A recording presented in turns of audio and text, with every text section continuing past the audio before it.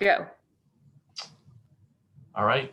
The good news is that the host is sharing poll results and nobody's crispy or medium well. That's good, man. But we also know in restaurants, if that's how somebody likes it, my late wife used to love well done, man, and used to irk me. And then I was like, why does that irk me? If that's how she likes it, that's how she likes it. And that's how we have to look at it. Let people eat steak well done. It hurts me to even say it, but well, anyway, so my name is Jorge, and thank you so much for thinking of me. I am the Dean of Culinary Education at Johnson & Wales University. I've been here for 18 years, since 2002. And so when we were talking about, one of the questions was like, what's the biggest hurdle lately? And the fact of the matter is that after having the same job for 18 years that I loved and I thought I was going to be retiring from, as you probably all know, Johnson & Wales is closing in May. They've decided to shut down the campus. Shocking to all of us. We got it in a Zoom meeting, so I'm not really a Zoom fan since June 23rd. And we were just baffled, and it comes to an end. And then I thought, oh, June, no worries, man. We're going to be here till May. I was like, I have a year to figure it out. It's December, like it is half done, and I'm still like, holy smokes, what am I going to do? So I think about it every day. I think, what's my biggest hurdle is what lies in the future, not only with COVID happening, but something that I thought that I was going to literally be my last job. And I wasn't foolish to never think about a plan B, because that's what I'm going to talk about. Is I always tell students to have that but I really thought I was going to be able to write it out. And so it's been kind of I was just telling somebody still in kind of denial. I'm always thinking that somebody's going to be like, hey, we're going to save this campus, but it is, I know it is not coming. So I have to start figuring out. And when I talk about with people, it's different when I change jobs. So went to culinary school and then, thought I was going to go to New York or San Francisco. And I lived in San Fran. I went to culinary school in San Francisco. And I thought, man, this is my life. And eventually I started seeing how it was kind of a difficult life. I'd always known that I would run restaurants. So as I matured and as I got older and as I started looking at people that were older than me, and I saw them kind of hurting at the end of the day, marriages not doing so great, alcoholism, drug use, I started thinking, wow, I don't know if I have the wherewithal to beat all that kind of stuff. I didn't know if I was going to be strong enough. So I started looking and I started dating someone who she was finishing law school. And I was like, well, she's a day job and mine's a night job. And how's that going to happen? So I started looking for other things. And so when I left being a chef, I thought, man, I'm nothing, because that's what I always wanted to do. Even when I was in high school, I tell my kids, I was in a creative cooking class, so this is the late 80s. I was the only guy who had ever taken a cooking class at this high school in Albuquerque, New Mexico. And the lady didn't even know the teacher didn't even know what to do with me. It was more like a home ec for finishing, it was the last years of that.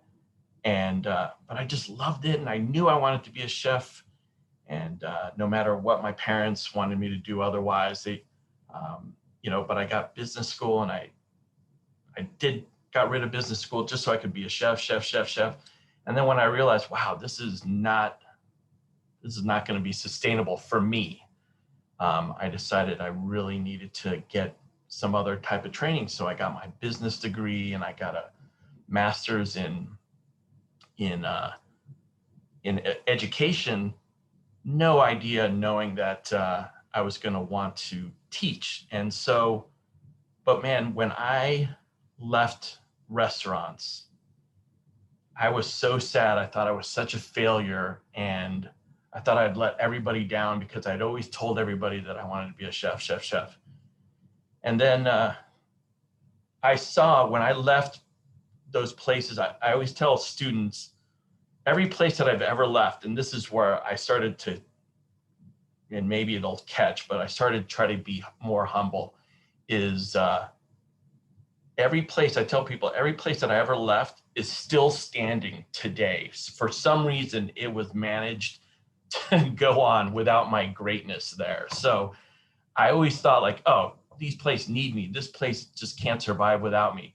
And the fact of the matter is that places move on and things move on, and you have to adapt or not succeed. And so I started trying to take a look at that and started saying, hey, I was in Vail Resorts for 7 years. And when I left, guess what? Vail Resorts is doing better than ever.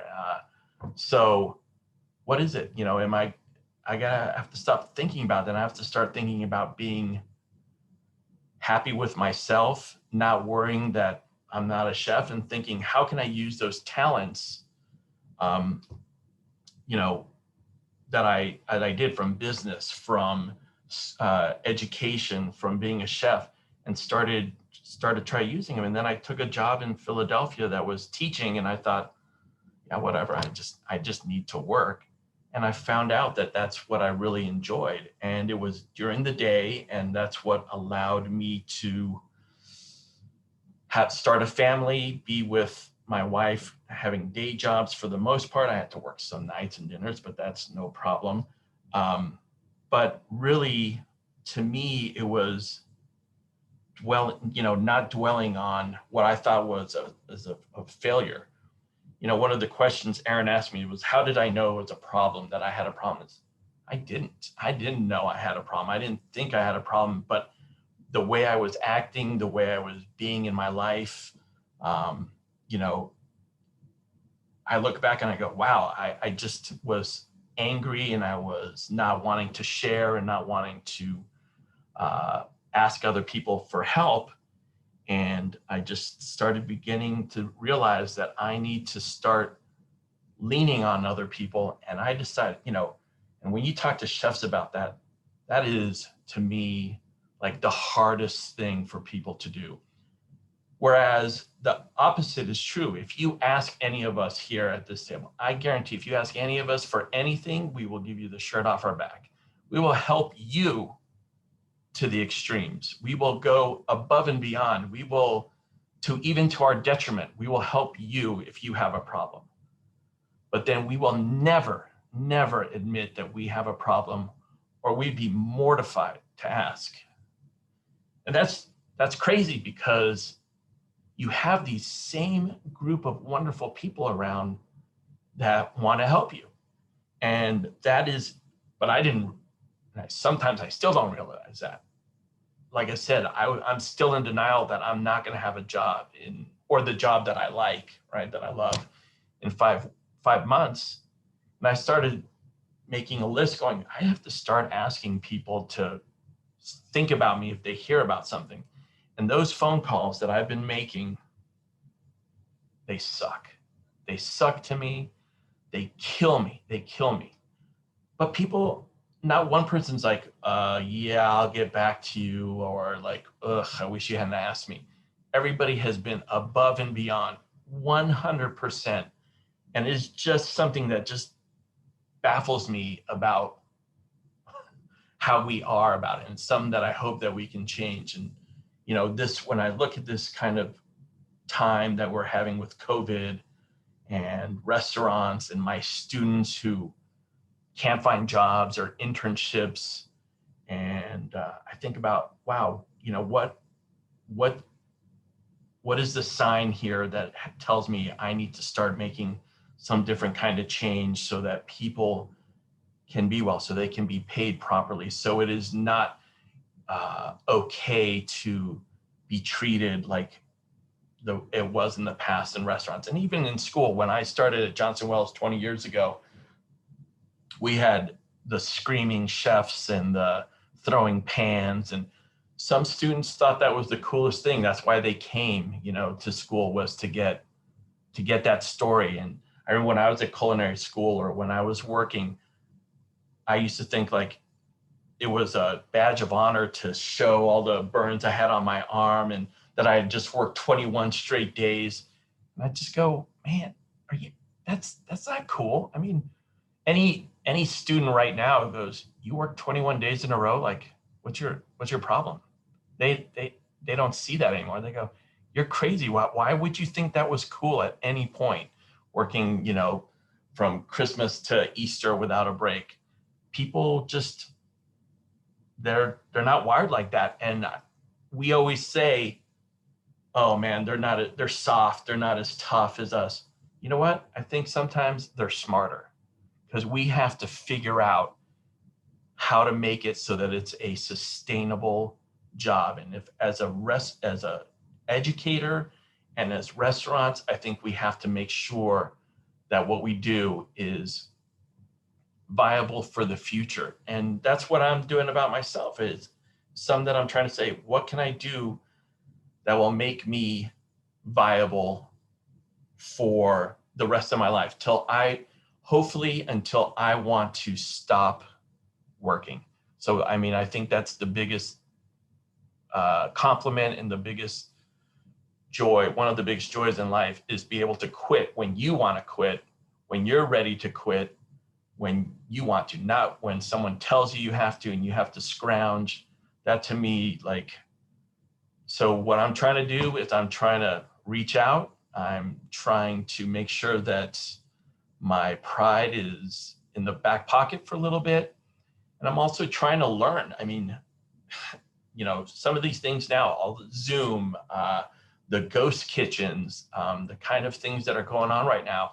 And I had no clue about that, but I better be quick learning, you know, a quick learner in that stuff if I think I want to succeed in where restaurants may be going, at least for the next few years, or the kind of training that makes it sustainable for people. So, you know, it has been tough. I was thinking about it, you know,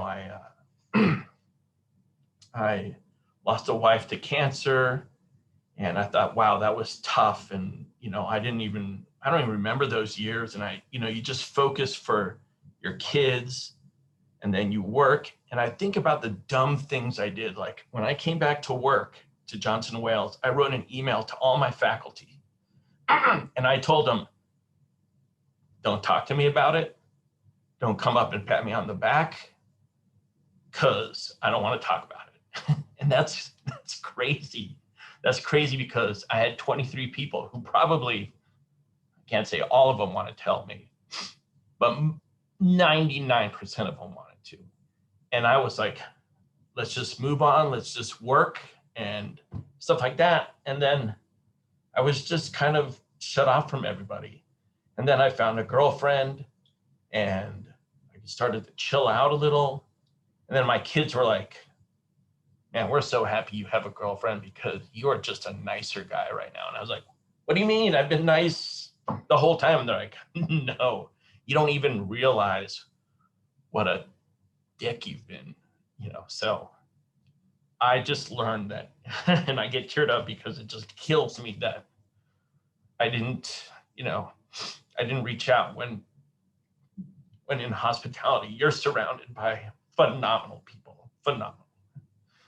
And you don't even have to know them, but man, you just put it out there and I guarantee you people want to help. So that's a hard lesson and it still kills me, but man, I get it. I get it. So please know. And I don't have a problem helping you.